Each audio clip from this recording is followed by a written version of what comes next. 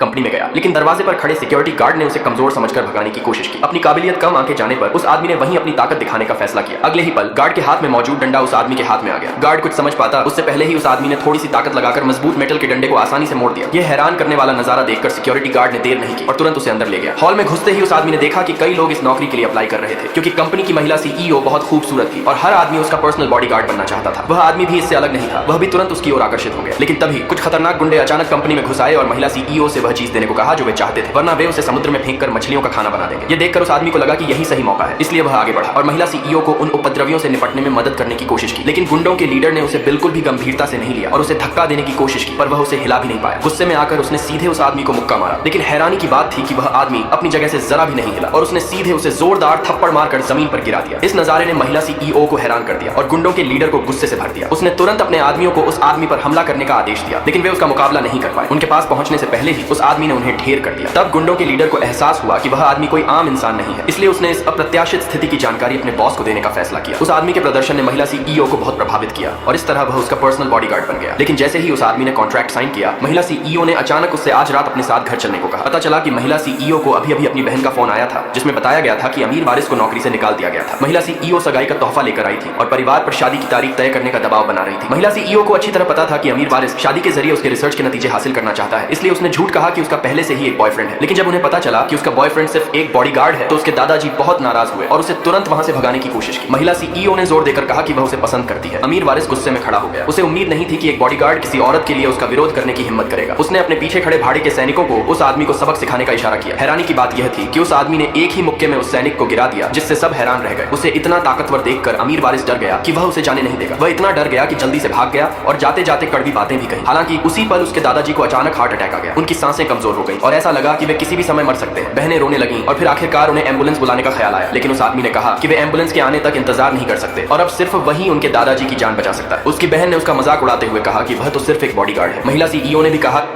कि किसी की जान बचाना इतना आसान नहीं है, लेकिन उस आदमी ने कहा कि वे और इंतजार नहीं कर सकते और जरा सी भी देरी का मतलब मौत हो सकती है। उसकी पिछली काबिलियत को याद करते हुए महिला सीईओ कुछ पल के लिए हिचकिचाई, लेकिन आखिरकार मान गई। फिर उसने चांदी की सुइयां निकाली और उन्हें उसके दादाजी के शरीर में चुभो दिया और अगले ही पल उसके दादाजी होश में आ गए। ये नजारा देखकर बहनें आखिरकार निश्चिंत हो गई। तभी महिला सीईओ को एक फोन कॉल आया, जिसमें बताया गया कि कंपनी में कोई समस्या हो गई है। पता चला कि अमीर वारिस ने हार नहीं मानी थी। वह एक ताकतवर योद्धा को साथ लाया था, लेकिन जब उसने उस आदमी का चेहरा देखा तो वह हैरान रह गया। एक आदमी बॉडीगार्ड की नौकरी के लिए एक